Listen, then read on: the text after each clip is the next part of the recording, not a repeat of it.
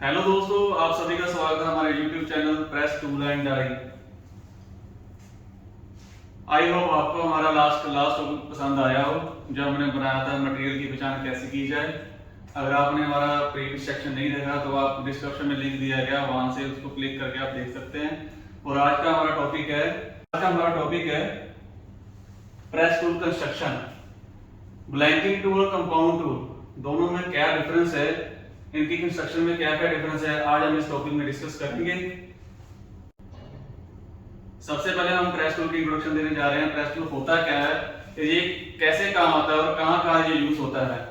Press tool are commonly used in hydraulic, pneumatic, mechanical presses to produce component at high volumes. Press tool जो use होता है वो हमारा pneumatic, mechanical presses, high range of volume production component बनाने के लिए use किया जाता है। जनरली प्रेस टूल जो होते हैं वो ऑपरेशन परफॉर्म करते हैं blanking, piercing, bending, forming, trimming etcetera. और भी बहुत सारे ऑपरेशन हैं, हमने बस जो नॉर्मल यूज ऑपरेशन होते हैं हमने वो अभी लिखे हैं। तो चलिए आगे बढ़ते हैं।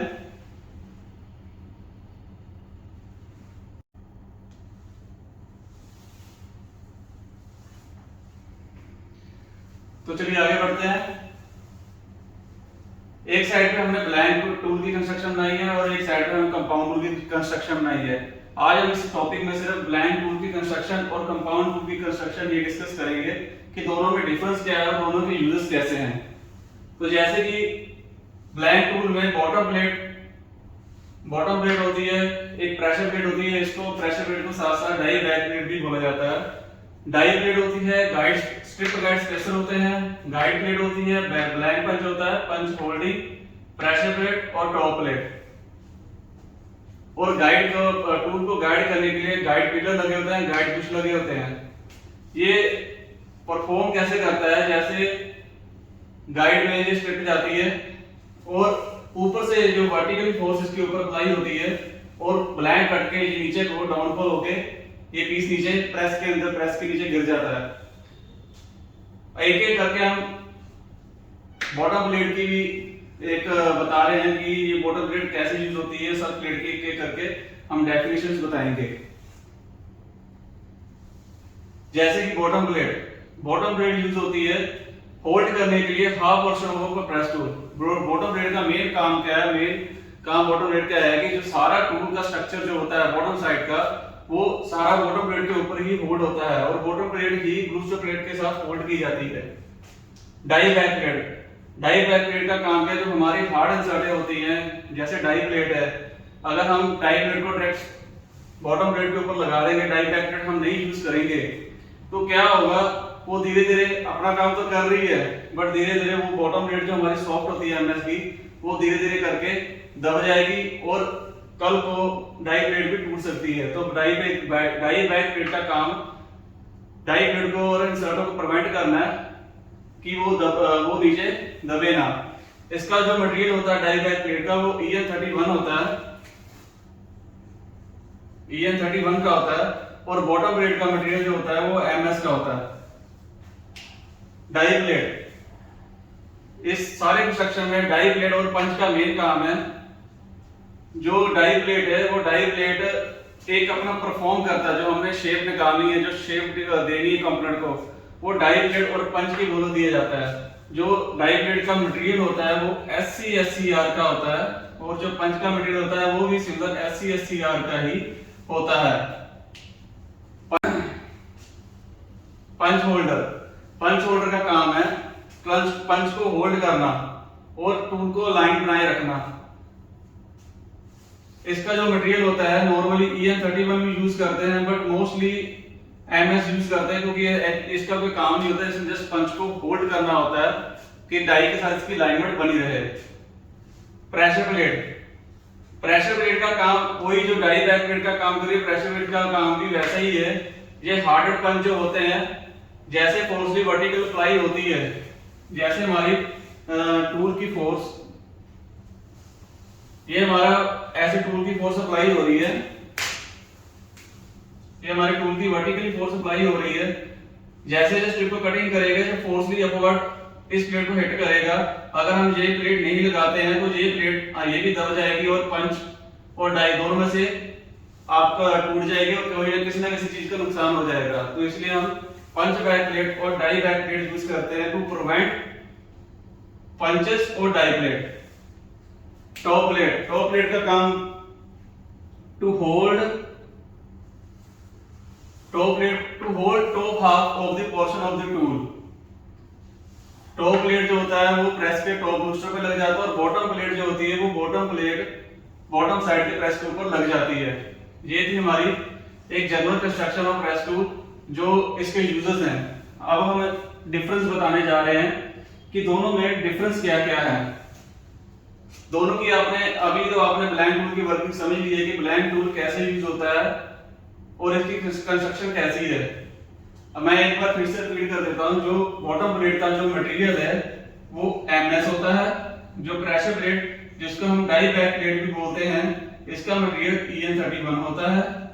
डाई प्लेट जिसका जो मेन काम है उसका मटेरियल SCR D2 एक्सेट्रा कुछ भी हो सकता है, बट EN31 और MS नहीं होगा। स्ट्रिप गाइड स्पेसर का काम है स्ट्रिप को गाइड करना। जो भी हमने एक स्ट्रिप का साइज निकाला है, स्ट्रिप को गाइड करने का काम ये करती है। इसका मटेरियल भी EN31 होता है। वो इसलिए होता है कि जब भी हम स्ट्रिप डालते हैं, स्ट्रिप धीरे धीरे करके साइड पे लगती है। अगर हम MS लगाएंगे वो वेयर आउट हो जाएगी और कल को टूल का एक्सीडेंट भी हो सकता है। गाइड प्लेट है ये प्रोवाइड करता है पंच को। जैसे इसने कटिंग किया, पंच स्ट्रिप के अंदर धंस जाता है और जैसे अपवर्ड ये ऊपर आएगा, वर्टिकली फोर्स सप्लाई होगी, तो गाइड प्लेट काम करता है जो हमारी स्ट्रिप है उसको रिलीव करने के लिए, उसको बचाने के लिए। पंच का मटेरियल भी हमारे जो ब्लैंक पंच का मटेरियल भी उसका SCR और D2 होगा। जो हमारे गाइड प्लेट है, गाइड प्लेट का मटेरियल भी हमारा EN31 ही होगा। अगर हम सॉफ्ट यूज करेंगे, पंच इसके अंदर स्लाइड फिट होता है, तो ये गाइड प्लेट पंच को गाइड करने के काम भी आता है और स्ट्रिप को छुड़वाने के काम भी आता है। अगर हमने ये गाइड प्लेट नहीं लगाई तो स्ट्रिप तो एक तो ये ऊपर उठा के लेके जाएगा और हमारा पंच जो है पंच गाइड नहीं होगा। एक तो इसका गाइड प्लेट का काम है टू गाइड द ब्लैंक पंच। तो चलिए आगे चलते हैं। जो पंच होल्डिंग है हमारी, पंच होल्डिंग जो हमारी है उसका मटेरियल हम MS ही रखते हैं, बट मोस्टली कोई EN31 भी रख देता है। वो किसी और टूल में यूज होता है, हम वो भी पर्पस बताएंगे वो क्यों यूज करते हैं। बट ब्लैंक टूल में ज्यादातर हम MS ही यूज करते हैं।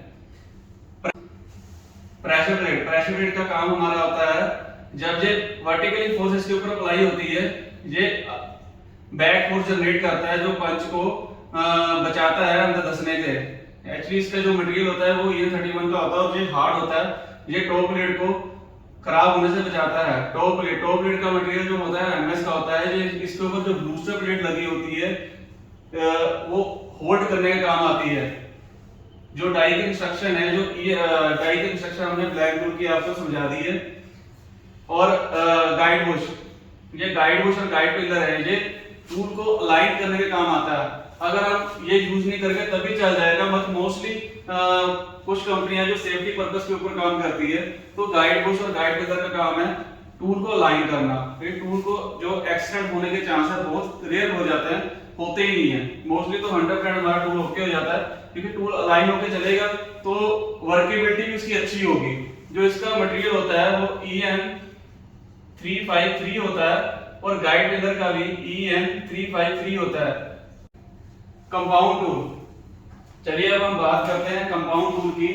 कंपाउंड टूल की कंस्ट्रक्शन आप देख सकते हैं ब्लैंक टूल और कंपाउंड टूल में कंस्ट्रक्शन में कितना डिफरेंस है। उसमें तो कुछ प्लेट लगी थी ब्लैंक टूल के अंदर क्योंकि वो सिंपल टूल है, और कंपाउंड टूल थोड़ा टिपिकल हो जाता है क्योंकि उसका वर्किंग जो है उसका वर्टिकल फोर्स ऊपर से अप्लाई होती है और इसकी जो डाई होती है वो डाउनवर्ड पोर्शन में होती है, और जो कंपाउंड टूल की डाई होती है इसकी अपवर्ड पोर्शन में होती है। इसमें भी सिमिलर वैसी बॉटम प्लेट है जो नीचे बूस्टर प्लेट को होल्ड करने का काम आता है। जो प्रेशर प्लेट है, प्रेशर प्लेट हमारी EN31 की होती है। इसके जो और जो इसकी पंच होल्डिंग है, पंच होल्डिंग भी नीचे होती है, इसकी पंच होल्डिंग अपर पोर्शन में होती है। आज हम ज्यादा डिस्कस नहीं करेंगे, आज हम इसके रॉ मटेरियल के बारे में बात करेंगे, कौन सा रॉ मटेरियल है और कंस्ट्रक्शन कैसी है हम उसके बारे में डिस्कस करेंगे। इसकी जो वर्किबिलिटी हम नेक्स्ट सेशन में डिस्कस करेंगे, इसकी वर्किबिलिटी कैसी होगी। तो चलिए इसके बाद इसके रॉ मटेरियल के बारे में हम बात करते हैं। जो बॉटम प्लेट है, इसकी बॉटम प्लेट एमएस की होती है और जो प्रेशर प्लेट है ये इसकी EN31 की होती है। पंच होल्डिंग ये हमारी एमएस की होगी, क्योंकि ये वर्किंग करती नहीं, जस्ट ये एक जगह पे होल्ड होती है, ना ये ऊपर नीचे होती ना कुछ और होती है। जो प्रेशर प्लेट है सारा जितनी फोर्स अप्लाई होगी इस प्रेशर प्लेट पे होगी। पंच होल्डिंग का काम ओनली पंच को होल्ड करना है और कुछ नहीं करना। स्टिपर प्लेट, इसके अंदर एक नई प्लेट ऐड हुई है, जैसे ये गाइड प्लेट है इसके अंदर स्टिपर प्लेट है। स्टिपर प्लेट का काम है स्ट्रिप को उठाए रखना, स्ट्रिप को उठाए रखना, स्ट्रिप को एक जैसे कहते हैं जकड़न बनाए रखना, पूरी फोर्स से ये स्ट्रिप को पकड़ी रहती है। डाई प्लेट, जैसे आपने देखी डाई ब्लैंक टूल में डाई प्लेट नीचे की तरफ है, कंपाउंड टूल में डाई प्लेट ऊपर की तरफ है। इसका जो मटेरियल होता है वो SCR और D2 होता है। इसके अंदर भी डाई बैक प्लेट लगी हुई है। जो ये डाई बैक प्लेट हमने इसलिए लगाई है ये एमएस की होती है। आप पूछोगे यहाँ पर डाई बैक प्लेट हमने EN31 की लगा दी, यहाँ पर डाई प्लेट हम एमएस की लगा रहे हैं। वो इसलिए लगा रहे हैं जस्ट ये जो डाई बैक प्लेट है ये एक हाइट मेंटेन कर रही है। इसके ये जो एक हाइट मेंटेन कर रही है, एक्चुअली इसके अंदर एक इजेक्टर लगा होता है जो इजेक्टर ने वर्किंग करना होता है। इसलिए डाई बैक प्लेट हम जो इसमें एमएस की लगाते हैं, क्योंकि इसके अंदर कोई वर्किंग होती नहीं है। डाई बैक प्लेट के पीछे एक प्रेशर प्लेट लगाई होती है, जो जितनी भी सारी फोर्स है, जितने भी इसके अंदर पंच वगैरह सारी फोर्स लगी है वो प्रेशर प्लेट के अंदर जाती है। इसका जो मटेरियल है वो EN31 का है। वैसे ही जो टॉप प्लेट है, टॉप प्लेट का काम ही ये हमारी टॉप प्लेट है और ये भी हमारी टॉप प्लेट है। टॉप प्लेट का काम ही है टूल को होल्ड करना।